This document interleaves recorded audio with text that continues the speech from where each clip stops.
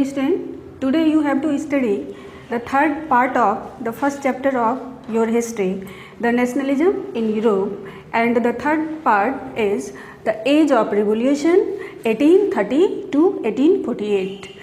1830 to 1848 के during जो भी रिवोल्यूशन हुआ इंटायर यूरोप में, उसके बारे में आपको जानना है और जितने भी इवेंट हुए उसको एक एक करके आपको जानना है। आप इसके फर्स्ट एंड सेकेंड पार्ट को प्रीवियस क्लास में स्टडी कर चुके हैं और वहाँ पे आपने देखा कि 1815 में जो वियना कांग्रेस हुआ उसमें कंजर्वेटिव्स ने कैसे जो ओल्ड ट्रेडिशंस थे उसको फिर से रिस्टोर्ड किया, वहाँ पे मोनार्की को वहाँ पे फिर से सेटअप किया और 1815 के बाद जो है वहाँ पे एक बार फिर से इंटायर नेशन जो है यूरोप वो कंजर्वेटिव्स के कब्जे में आ जाता है और उस ड्यूरेशन में जो लिबरल नेशनलिस्ट थे वो अंडरग्राउंड होके कैसे रिवोल्यूशन के लिए प्रिपेयर्ड होते हैं, ये आप स्टडी कर चुके हैं प्रीवियस क्लास में, और कैसे रिवोल्यूशनरीज अपना काम जो है वो स्टार्ट कर देते हैं। तो एक तरफ जहाँ कंजर्वेटिव्स अपने पावर को मजबूत करने में लगे हुए थे तो दूसरी तरफ लिबरल नेशनलिस्ट जो थे वो भी यूरोप के डिफरेंट पार्ट में जहाँ नेशन स्टेट का क्रिएशन नहीं हुआ था वो एक एक करके रिवोल्यूशन के लिए रेडी हो रहे थे। तो ये फर्स्ट रिवोल्यूशन जो आउटब्रेक होता है एक बार फिर से फ्रांस में, जिसको जुलाई रिवोल्यूशन कहा जाता है, जुलाई रिवोल्यूशन इन फ्रांस। आपने स्टडी किया कि 1815 के बाद वियना कांग्रेस के बाद फ्रांस में फिर से बार्बन डायनेस्टी को रिस्टोर किया गया था, सेटअप किया गया था और वहाँ पे बार्बन डायनेस्टी का एक मोनार्क हुआ और उस मोनार्क ने लिबरल नेशनलिस्ट को क्रस्ट करना, सप्रेस करना शुरू कर दिया था, जिसके अगेंस्ट ये रिवोल्यूशन वहाँ पे लिबरल नेशनलिस्ट कर रहे थे और उन्होंने उसको अपरूटेड किया। उसके रिवोल्यूशन के रिजल्ट के कारण जो वहाँ का बार्बन डायनेस्टी का मोनार्क था उनको वहाँ से भाग के लंदन जाना पड़ता है और फिर ये लिबरल नेशनलिस्ट जो है लुई फिलिप जो एक लिबरल था उसको वहाँ का मोनार्क बना देता है, power handed to Louis Philippe. तो ये चूँकि रिवोल्यूशन स्टार्ट हुआ था 25 जुलाई को, इसलिए इस रिवोल्यूशन का नाम पड़ गया जुलाई रिवोल्यूशन। तो लुई फिलिप एक बार फिर वहाँ का राजा बन गया जो कि लिबरल था।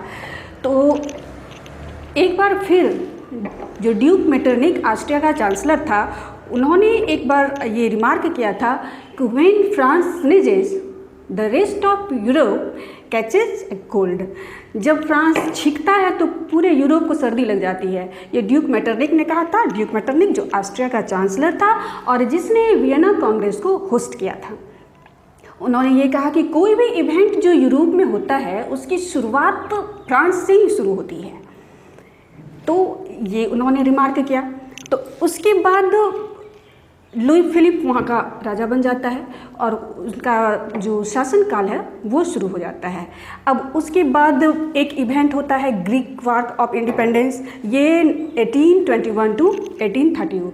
ग्रीक जो है, यूनान जिसको कहते हैं, कहा जाता है it's often called the cradle of western civilization. यूनान को वेस्टर्न सिविलाइजेशन का पालना कहा जाता है और इनिशियली ये एक ऑटोमन एम्पायर का पार्ट था और जिन्होंने अपने इंडिपेंडेंस के लिए फ्रीडम स्टार्ट किया था 1821 में। और इस फ्रीडम स्ट्रगल में बहुत सारे क्रिश्चियन जो है वो मारे गए थे, मास मर्डर हुआ था क्रिश्चियन का, और बहुत सारे वेस्टर्न यूरोपियन नेशंस जो है उन्होंने उनके साथ सिंपैथी दिखाई और उनके सपोर्ट में वो आगे आए थे। स्ट्रगल कंटिन्यू रहा और एट लास्ट जाके 1832 में द ट्रीटी ऑफ कॉन्स्टेंटिनोपल, जिसको कुस्तुनतुनिया की संधि कही जाती है, उसके द्वारा ग्रीक को आज़ादी मिली थी। ये हो गया Greek war of independence. Third, Frankfurt parliament. ये फ्रैंकफर्ट पार्लियामेंट क्या है? तो यूरोप का जर्मन रीजन जो है वहाँ पे डिफरेंट पॉलिटिकल एसोसिएशंस थे जिसके मेंबर मिडिल क्लास के लोग थे, प्रोफेसर्स, टीचर्स, कमर्शियल क्लास जो मिडिल क्लास के लोग थे वो सारे थे। वो फ्रैंकफर्ट सिटी में एक साथ आते हैं, वो जमा होते हैं और एक जर्मन नेशनल असेंबली को सेटअप करते हैं। वो एक कॉन्स्टिट्यूशन ड्राफ्ट करते हैं।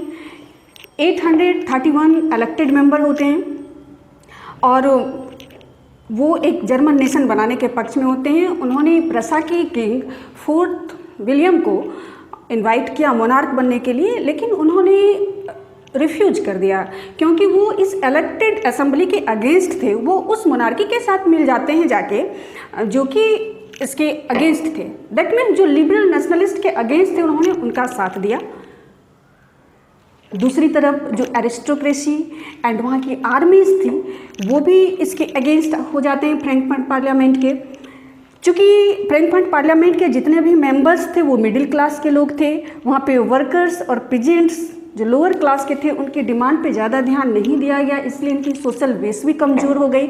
इसलिए ये फ्रैंकफर्ट पार्लियामेंट जो है ये भी सक्सेस नहीं हुआ। तो फ्रैंकफर्ट पार्लियामेंट जो कि यूरोप के एक सेंट पॉल चर्च वहाँ पे ये होस्ट किया गया था और फ्रैंकफर्ट सिटी में ये हुआ था, इसलिए इसका नाम हुआ फ्रैंकफर्ट पार्लियामेंट, जर्मन रीजन का। एंड देन रिवॉल्यूशन इन 1848, 1830 का रिवॉल्यूशन एंड 1848 का रिवॉल्यूशन, दोनों का सेंटर पॉइंट फ्रांस ही होता है। आपने अभी ये स्टडी किया कि कैसे वहाँ पे बार्बन डायनेस्टी जो है उसको अपरूटेड किया गया 1830 के रिवॉल्यूशन के द्वारा, जुलाई रिवॉल्यूशन के द्वारा फ्रांस में। और फिर लुई फिलिप एक लिबरल को वहाँ का मोनार्क बनाया गया।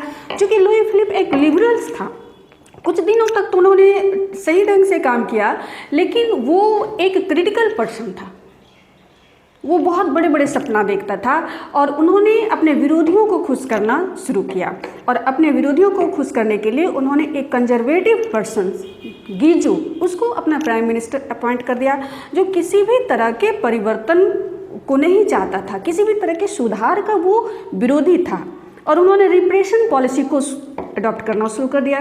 जितने भी लिबरल्स नेशनलिस्ट थे उनके अगेंस्ट वो काम करना शुरू कर दिया। किसी भी तरह की वो सुधार नहीं चाहता था, किसी को फ्रीडम देना नहीं चाहता था। अब उसके लिए वहाँ पे रिवॉल्यूशन शुरू हो गया। और दूसरी बात है कि 1830 के डिकेड में वहाँ पे हंगर, हार्डशिप, ये सारी चीज़ें देखी गई। इस दौरान जो यूरोप की पॉपुलेशन है वो कई गुना बढ़ गई, पॉपुलेशन बहुत ज़्यादा इंक्रीज हो गई। वहाँ पे बेरोजगारी बढ़ गई। ओनली इंग्लैंड जो है वहाँ पे, तो मिड ऑफ 18th सेंचुरी में इंग्लैंड में इंडस्ट्रियलाइजेशन जो है वो बिगिन हो जाती है। और वहाँ पे इंग्लैंड जो है पूरे यूरोपियन कंट्रीज, पूरे यूरोप को वो के लिए वो एक तरह से स्टिफ कंपटीशन वो दे रहा था, चैलेंज कर रहा था। वहाँ के जो लोकल मैन्युफैक्चरर्स थे, लोकल प्रोड्यूसर्स थे, उनको स्टिफ कंपटीशन फेस करना पड़ रहा था इंग्लैंड के साथ। और लोकल में जो चीज़ें थी वो उनकी बिक नहीं रही थी, उसका प्रोडक्शन नहीं हो पा रहा था, जिससे कि बेरोजगारी वहाँ पे बहुत ज़्यादा बढ़ गई थी। पीजेंट्स जो है वो भी काफ़ी मुश्किल में थे, क्योंकि वहाँ पे फ्यूडल सिस्टम जो है उसके द्वारा उसका काफ़ी एक्सप्लॉयटेशन हो रहा था। तो इस तरह से वहाँ पे हंगर, हार्डशिप, इसकी कंडीशन काफ़ी बन गई थी और वहाँ पे रिवॉल्यूशन शुरू हो गया। पेरिस में जो है एक विशाल भोज का आयोजन किया जाता है लिबरल नेशनलिस्ट के द्वारा। और चारों तरफ से जो दरवाज़ा है, वहाँ की जो रास्ते हैं उसको बैरिकेड्स लगा दिए जाते हैं, बंद कर दिए जाते हैं। और लुई फिलिप जो है वो फोर्स्ड हो जाता है कि वो अपनी जो है राजगद्दी उसको छोड़े और फिर भाग जाए। वो भाग जाता है, फिर वहाँ पे रिपब्लिक जो है वो उसका अनाउंसमेंट हो जाता है, फ्रांस को रिपब्लिक बना दिया जाता है। तो इस तरह से डिफरेंट रिवॉल्यूशन कैसे कैसे हुआ, इसके बारे में आपने जाना कि यूरोप में रिवॉल्यूशन कैसे स्टार्ट हो गया। 1830 टू 1848 का ईयर जो रहा, ये रिवॉल्यूशन का ईयर रहा। और अलग अलग रीजन में, यूरोप के अलग अलग रीजन में कैसे रिवॉल्यूशनरीज जो है वो रिवॉल्यूशन करते हैं। एक और इवेंट है साइलेशिया रिवर रिवोल्ट, ये भी काफ़ी फेमस रिवोल्ट हो गया वहाँ पे। ये इवेंट जो है ये 1845 का है। साइलेशिया एक प्रोविंस है वहाँ का, और वहाँ के जो अब जितने भी 18,000 वहाँ की पॉपुलेशन थी इस प्रोविंस की, और ज़्यादातर लोगों का ऑक्यूपेशन था कॉटन वीविंग। कॉन्ट्रैक्टर उनको रॉ मटेरियल प्रोवाइड करते थे और उनसे फिनिश्ड गुड्स लेते थे, लेकिन बदले में उनकी जो पेमेंट होती थी वो बहुत ही कम दी जाती थी, जिससे कि वो बहुत मुश्किल से जीते थे। उनकी जो पॉवर्टी थी वो एक्सट्रीम पॉवर्टी थी, काफ़ी मिजरेबल कंडीशन में वो अपना जीवन जी रहे थे। तो सारे वीवर्स जो है वो एक बार गैदर्स होके मार्च करते हैं कॉन्ट्रैक्टर के मैंसन में कि हम वहाँ जाके उनसे डिमांड करेंगे कि हमारे वेजेस जो है वो कुछ हाई कर दी जाए, वो बढ़ा दी जाए। लेकिन जब वहाँ वो जाते हैं तो उनके साथ जो है ट्रीट किया जाता है विथ स्कॉन्स एंड थ्रेट्स। उस ग्रुप में से कुछ पर्सन निकल के कॉन्ट्रैक्टर के घर में जबरन घुस जाते हैं, उनकी सारी चीज़ें बर्बाद कर देते हैं, उनकी खिड़की दरवाजे तोड़ देते हैं और उनकी स्टोर हाउस घुस के उनके रॉ मटेरियल को बर्बाद कर देते हैं। फिर कॉन्ट्रैक्टर जो है जान बचाकर अपने जो नेबरिंग विलेज है वहाँ जाते हैं शरण लेने, लेकिन वो भी रिफ्यूज कर देता है, वो उसको शरण नहीं देते हैं। 24 घंटे के अंदर वो कॉन्ट्रैक्टर जो है आर्मीज के साथ लौटते हैं और फिर उनका सामना होता है सारे वीवर्स और कॉन्ट्रैक्टर्स का, और उनके आर्मी जो है वो शूट आउट कर देते हैं वीवर्स के ऊपर, जिनके कारण जो है 11th वीवर की जान चली जाती है। तो ये इवेंट जिसको सैलिशिया वीवर रिवोल्ट कही जाती है और ये कब होती है? 1845। तो ये डिफरेंट इवेंट जो है ये 1832-1848 में होती है, इसलिए इसको एज ऑफ रिवोल्यूशन कही गई।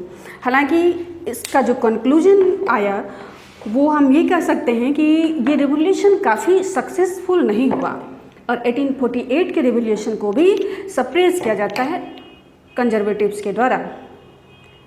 लेकिन 1848 के बाद के ईयर्स में डिफरेंट मोनार्क्स जो है ये रियलाइज़ कर लेते हैं कि बस एक ही रास्ता बच गया कि ये जो cycle of repression and revolution है इसका द एंड करने के लिए एक ही रास्ता है, और वो ये है कि रिवोल्यूशनरी जो है लिबरल नेशनलिस्ट जो है इनको कुछ कंसेशन दी जाए, और वो यही रास्ता अपनाते हैं। दैट मीन्स जो 1815 के पहले जो व्यवस्था की गई थी वो उसके लिए एग्री हो जाते हैं। तो बहुत हद तक इस रिवोल्यूशन को सक्सेसफुल माना जाता है, क्योंकि वहाँ फिर से फ्यूडल सिस्टम का द एंड होना, फ्रीडम प्रोवाइड करना, स्लेवरी सिस्टम का द एंड होना, इन सारी चीज़ों के लिए वहाँ की जो कंजर्वेटिव्स होते हैं, मोनार्क जो होते हैं, वो एग्री हो जाते हैं। तो ये एज ऑफ रिवोल्यूशन हो गया 1832-1848।